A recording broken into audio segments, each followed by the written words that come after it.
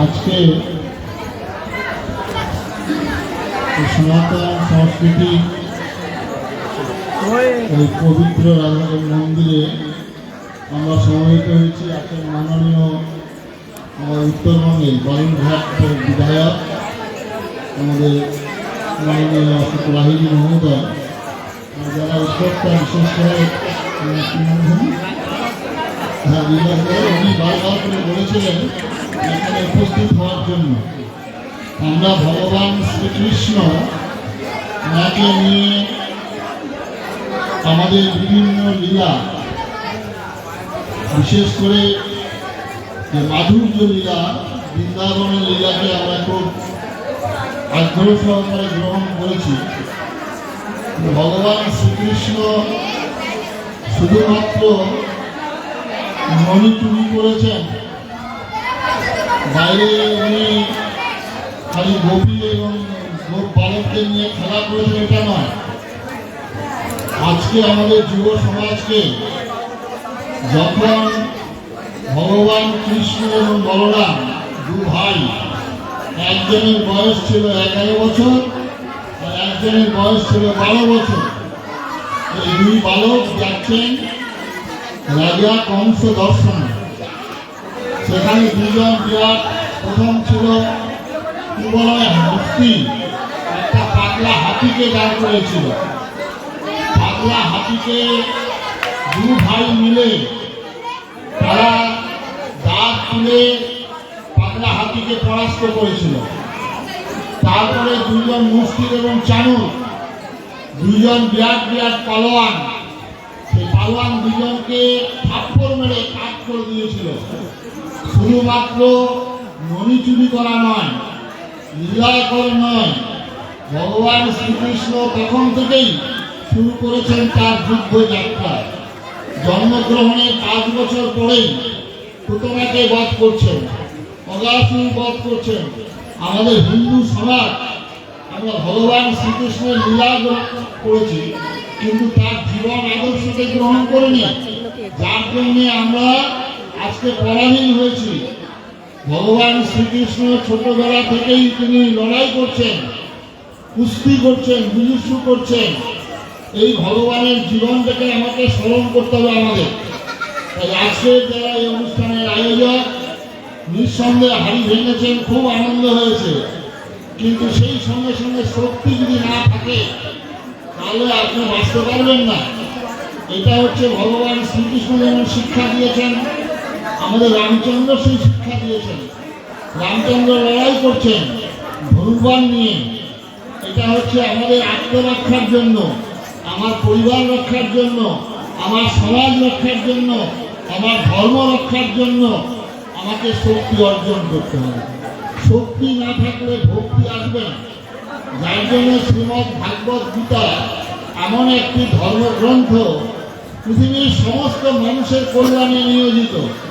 একটা বালক থেকে একটা যুবক, যুবক থেকে একটা বৃদ্ধ, আবার সেই সঙ্গে আমার বিধবা থেকে সধবা, একজন ভিখারি থেকে একজন রাজা, আর একজন সিপাহী থেকে একজন সন্ন্যাসী, সমস্ত শ্রেণীর মানুষের জন্য শ্রীমদ্ ভাগবত গীতা। তো এই গীতাকে অনুসরণ করতে হবে, আনন্দ করুন।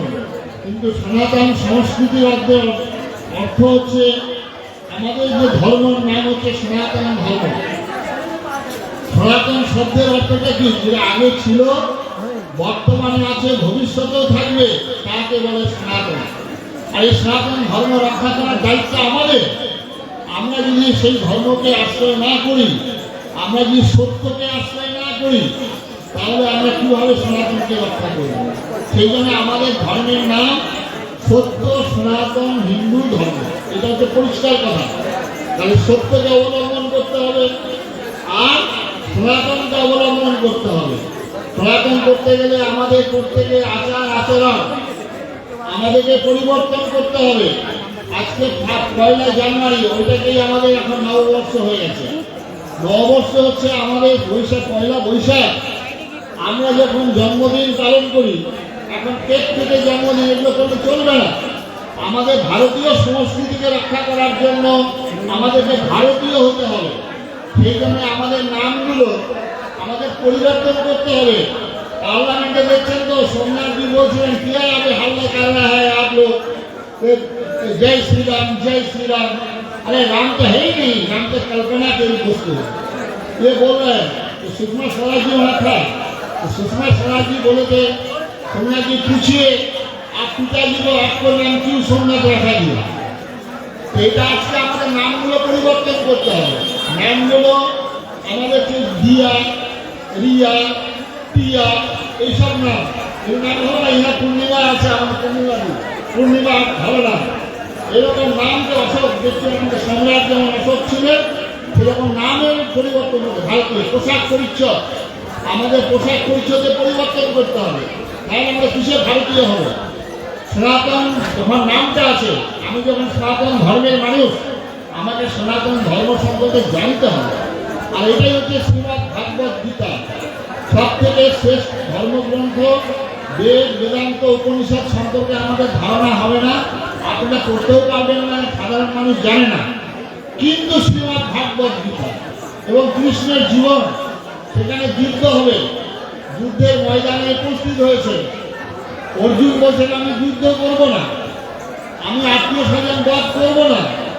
তখন ভগবান কৃষ্ণ বলছেন তোমাকে যুদ্ধ করতে হবে। কৈবন মাস্ম গমহ পার্থ নৈতপদ্ধতে ক্ষুদ্রং হৃদয়ং দৌর্বল্যম ত্যাক্ত উৎকৃষ্ট পরম তপঃ হতো বা প্রাপ্স্যসি স্বর্গম জিত্বা বা ভক্ষ্যসি মহিম কতো চেত্তানিমাং ধর্মং সংগ্রামং ন করিষ্যসি তত স্বধর্মং কীর্তিঞ্চয়া হিত্বা পাপং অবাপ্স্যসি। বলছেন তুমি যুদ্ধ করো, অন্যায় বিরুদ্ধে ন্যায়কে প্রতিষ্ঠা করা, অসত্যের বিরুদ্ধে সত্যকে প্রতিষ্ঠা করা, অধর্মের বিরুদ্ধে ধর্মকে প্রতিষ্ঠা করা, এটাই হচ্ছে আমাদের সনাতন ধর্ম। সুতরাং আমি নিজে অন্যায় করব না, আমি অপরকে অন্যায় কাজ থেকে আমি তাকে বিরত করব। আমি নিজে সত্য পথে থাকবো, অপরকে সত্য পথে চলার জন্য উৎসাহিত করবো, সাহস করবো, তবেই সনাতন। সুতরাং আজকের এই সুন্দর পরিবার প্রোগ্রাম আপনি আনন্দ নিশ্চয়ই করবেন। আনন্দ একটা জীবনের বিরাট অঙ্গ। আপনার মনে যদি আনন্দ না থাকে, কিন্তু আজকে সারা ভারতবর্ষের অবস্থা, বাংলার অবস্থাকে চিন্তা করতে হবে। বাংলায় কি হচ্ছে, কি পরিস্থিতি আজকে চলছে, এটাকেও চিন্তা করতে হবে। ব্যক্তি জীবনের সঙ্গে পরিবার জীবন, পরিবার জীবনের সঙ্গে সমাজ জীবন, সমাজ জীবন থেকে রাষ্ট্র জীবন, রাষ্ট্রের সঙ্গে যদি সম্পর্ক না থাকে ব্যক্তি জীবনে আপনার মনে হবে না। আর আমরা সবসময় বলি সত্য কথা, কিন্তু ভগবান শ্রীকৃষ্ণ বলছেন তিনি কিসের জন্য অবতরণ করলেন, বলছেন যে বিনাশায় দুষ্কৃতা ধর্ম সংস্থাপনার্থায় সম্ভব। আমি যুগে যুগে বিনাশ কথাটা ব্যবহার করেছেন। বিনাশ কথাটা ব্যবহার করতে গেলে শক্তি দরকার, এই শক্তি ছাড়া বিনাশ হয় না। রাসলীলা দিয়ে কদম্ব বৃক্ষে কাপড় তুলে রাখলাম, দইয়ের হাড়ি ভাঙলাম, এটাতে বিনাশ হবে না। বিনাশ করতে গেলে শক্তি চাই। Is what we want strength strength strength আর স্ট্রেংথ ন্যাশনাল অবায়রন বলছেন বিবেকানন্দ। আজকে আমাদের জীব একটু দাঁত ছাড়া অবস্থা, দাঁতগুলো সংঘবদ্ধ শক্তিশালী বলে জীব তার ভেতরে পড়ছে না। আর যখন দাঁত নড়বে জীব তখন বারবার করে আঘাত হানবে, এটা জগতের নিয়ম। তো বাংলাতে বাঙালিদের দেখবেন সব কালী পূজা হয়, এত কালী পূজাতে সব পাঠা বলি হয়, পাঠা আর ভেড়া বলি হয়। এই যে রসদ বলি এসছেন গোল্লা কালীবাড়িতে প্রায় 500-600 পাঠা বলি হয়। কোনো মন্দিরে দেখেছেন বাঘের বলি হয়, কোনো মন্দিরে দেখবেন সিংহের বলি হয়। বাঘ সিংহের বলি কোনো জায়গায় হয় না। তা প্রত্যেককে আপনাদের বাঘ হতে হবে, প্রত্যেককে আপনাদের সিংহ হতে হবে, গর্জন করতে হবে, তাহলে আপনারা কাপুরুষের মৃত্যু হয় বারবার, বীরপুরুষের মৃত্যু হয় একবার। আমরা কাপুরুষ, তাই আমরা বারবার পরাজিত হয়েছি। 1000 বছর আমরা পরাজিত ছিলাম। আমাদেরকে একদল জুটিয়ে গেছে, পিঠোতে পিটিয়েছে, আর একদল চাপিয়েছে চাবুক দিয়ে 200 বছর। আমাদের শিক্ষা হয়নি। আর এবারও যদি আমরা 1000 বছর চলে গেল, 700 বছর চলে যাচ্ছে, 200 বছর চলে গেল, এবারে যদি আমরা 400 পার করতাম তাহলে আজকে এই অবস্থা হতো না। আর ভগবান শ্রীকৃষ্ণের রথের সারথি ছিল কে? অর্জুনের রথের সারথি ভগবান শ্রীকৃষ্ণ ছিল। তাই সেই রথ আগুনে পড়েনি, সেই রথ কখনো ভাঙতে পারেনি, সেই রথ বিজয়ের রথ হয়েছিল। আজকে আমাদের রথের সারথি আমাদের নরেন্দ্র মোদীজি। আজকে আমাদের কোনো ভয় নেই, আমাদের রথের সারথি তিনি। আজকে আমরা সর্বতভাবে সাহায্য করব।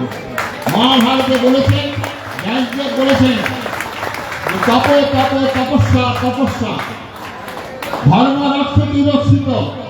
ধর্মকে রক্ষা করলে ধর্ম আপনাকে রক্ষা করবে, আর ধর্মকে যদি আপনি পরিহার করেন তার ধর্ম আপনাকে পরিহার করবে। সেই জন্য তাই তপস্যা, সেই জন্য চাই আপনার তপস্যা। আপনারা প্রত্যেকে যারা আছেন যুবক, এটা ব্রহ্মচর্য আশ্রম আমাদের জীবনে, এটা হচ্ছে প্রথম আশ্রম। এই ব্রহ্মচর্য আশ্রম যদি ঠিক ঠিক হয় তাহলে বাকি আশ্রমগুলো সব সুন্দর হবে। তাই আজকে এই সুন্দর আনন্দ অনুষ্ঠানে আমি যোগদান করে আমাকে নিজেকে আমি ধন্য মনে করছি। আমার খুব ভালো লাগছে এই অনুষ্ঠানে আসার জন্য। আপনারা সবাই ভালো থাকুন, ভগবান শ্রীকৃষ্ণের আশীর্বাদ আপনাদের সাথে বর্ষিত হোক, এই প্রার্থনা রইল।